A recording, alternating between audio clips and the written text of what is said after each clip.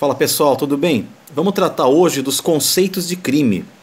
Pode parecer um tema muito introdutório, muito inicial do direito penal, para quem tenha um contato com esse vídeo, mas na verdade é fundamental a gente entender os diferentes conceitos de crime para permitir que mais para frente, no momento oportuno, a gente consiga estudar os tipos penais em espécie, sejam eles da parte especial do Código Penal ou da legislação penal extravagante, de maneira adequada, entendendo previamente a estrutura do delito. Tudo bem? Então, nesse ponto, a gente tem que destacar três aspectos importantes. O primeiro deles é o conceito formal de crime, que nada mais é do que aquela conduta prevista em lei como tal. É a conduta que o ordenamento jurídico etiqueta, cataloga como crime, como infração penal. É um conceito importante, porque está diretamente relacionado ao princípio da legalidade, mas ele é um conceito insuficiente, ele não é o bastante para a gente entender a estrutura do crime. Então a gente tem que caminhar um pouco mais para o conceito material de crime, aquele conceito que leva em conta uma conduta, um comportamento que ofende um bem jurídico relevante.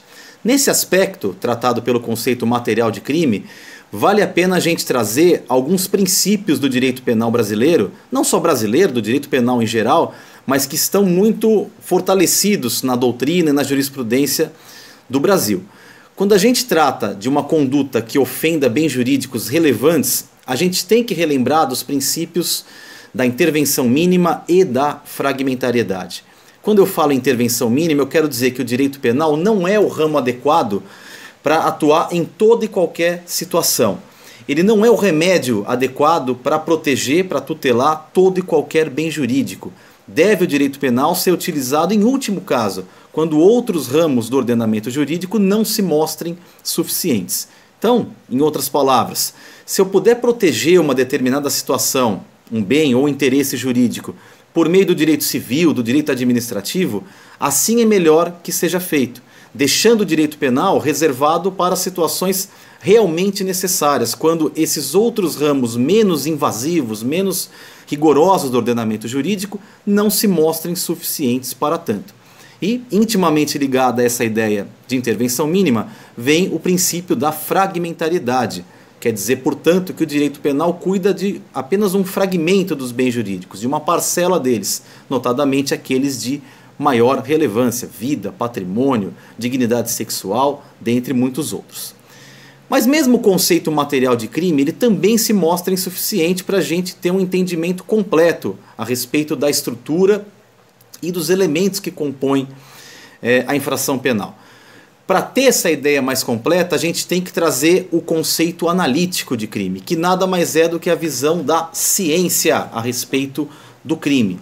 Quando eu trato no conceito analítico de crime, quando eu abordo essa vertente, eu quero trazer para vocês os elementos que compõem a infração penal e apontar principalmente as principais divergências que existem na nossa doutrina e jurisprudência. Quando eu falo das teorias que compõem o conceito analítico de crime, eu menciono em primeiro lugar a teoria tripartida.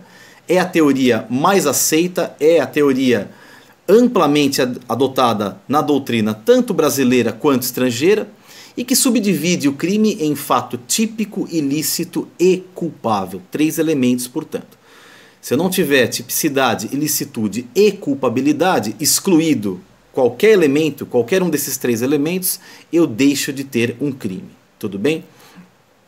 Num segundo momento, eu posso apontar também a teoria bipartida do crime. É uma teoria que não é majoritária, mas que ainda tem muitos adeptos no Brasil e que considera basicamente o crime um fato típico e ilícito ou antijurídico. A culpabilidade ela também é analisada, obviamente, mas não mais como elemento componente do conceito de crime. Ela passa a ser vista para essa teoria como um pressuposto de aplicação da pena. Quando a gente compara as duas teorias, gente, é importante relembrar o seguinte. A culpabilidade, que é o elemento em que as duas teorias discordam frontalmente aqui, ela tem diversos elementos e diversas causas excludentes também. Vou dar um exemplo aqui, a menoridade. O sujeito que é menor de 18 anos ele é inimputável. Por uma adoção de um critério meramente biológico, ele não será imputável desse crime, dessa conduta por ele praticada. Ok? Se eu levo em consideração a teoria tripartida, eu excluo a culpabilidade. E excluindo a culpabilidade, deixa de ser um crime. O sujeito não vai responder pela prática do crime, porque um dos seus elementos foi afastado aqui. Essa mesma situação tratada sob o ponto de vista da teoria bipartida, ela dá uma resposta um pouco diferente. Por quê? O indivíduo menor de 18 anos que comete um crime, ele terá cometido um fato típico, está previsto em lei como criminoso, e também um fato ilícito, porque no exemplo que eu trago para vocês, não há menção a nenhuma causa excludente de ilicitude. Só que o fato ele não é culpável, tá? Não vai receber esse juízo de censura do Estado. Para a visão bipartida, existe crime, porque basta o fato típico e ilícito, mas o indivíduo não vai receber pena.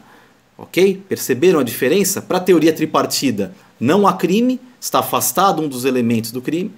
Para a teoria bipartida, existe crime, mas ele não recebe pena porque a culpabilidade é um pressuposto para a aplicação da sanção penal. Isso é bastante criticado por boa parte da doutrina. E, em linhas gerais, resumindo a posição dos autores, eu menciono aqui as obras do professor Guilherme de Souza Nutti, tanto o Manual de Direito Penal, volume único, quanto o Curso de Direito Penal em seu volume 1. Ele menciona, ele compara as duas teorias e aponta pontos em que merecem maior destaque, um maior cuidado e que demonstram uma fragilidade da teoria bipartida.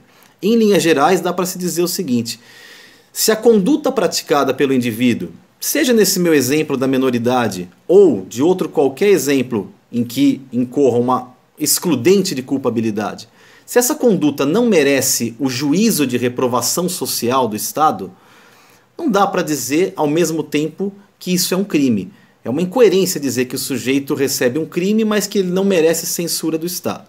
Então, se a conduta não é censurável, muito mais lógico eu tratar isso como um elemento do crime e afastar de vez essa terceira categoria aqui, que é a culpabilidade. Basicamente, essa é a divergência entre os adeptos à teoria tripartida do crime e aqueles que entendem o crime sob a visão bipartida. Tudo bem? Existem outras teorias que a gente pode apontar aqui no conceito analítico de crime? Existem.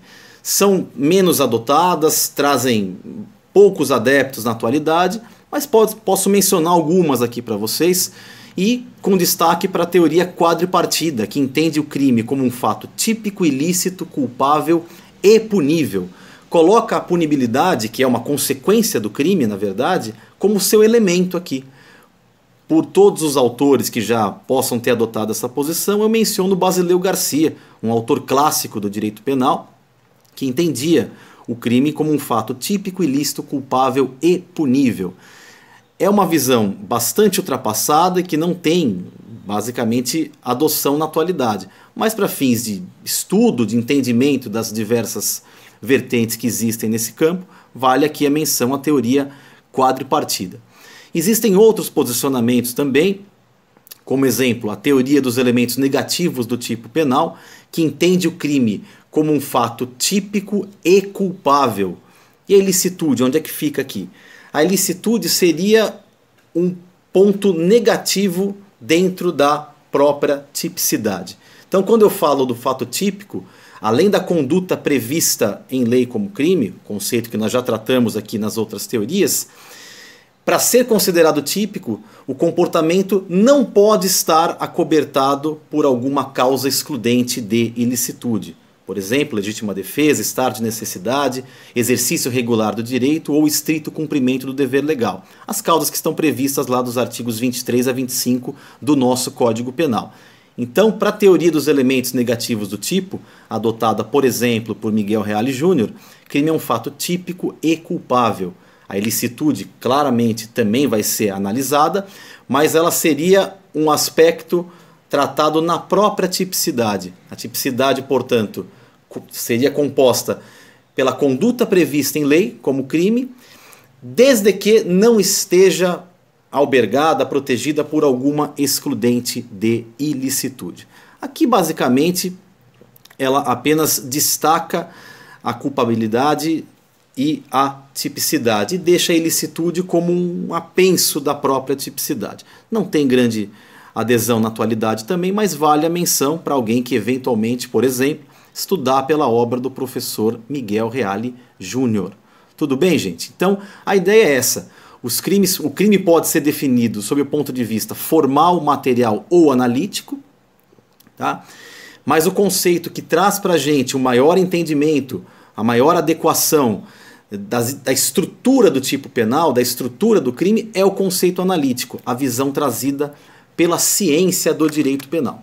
Os conceitos formal e material são igualmente importantes, mas insuficientes para que a gente tenha um estudo completo da estrutura da infração penal, seja o crime ou a contravenção penal. Tudo bem? Essa é uma aula introdutória, uma aula que traz apenas essa visão mais panorâmica do tema, e nos próximos encontros a gente vai poder delimitar melhor outros elementos da teoria geral do crime. Tá bom? Um grande abraço, contem comigo.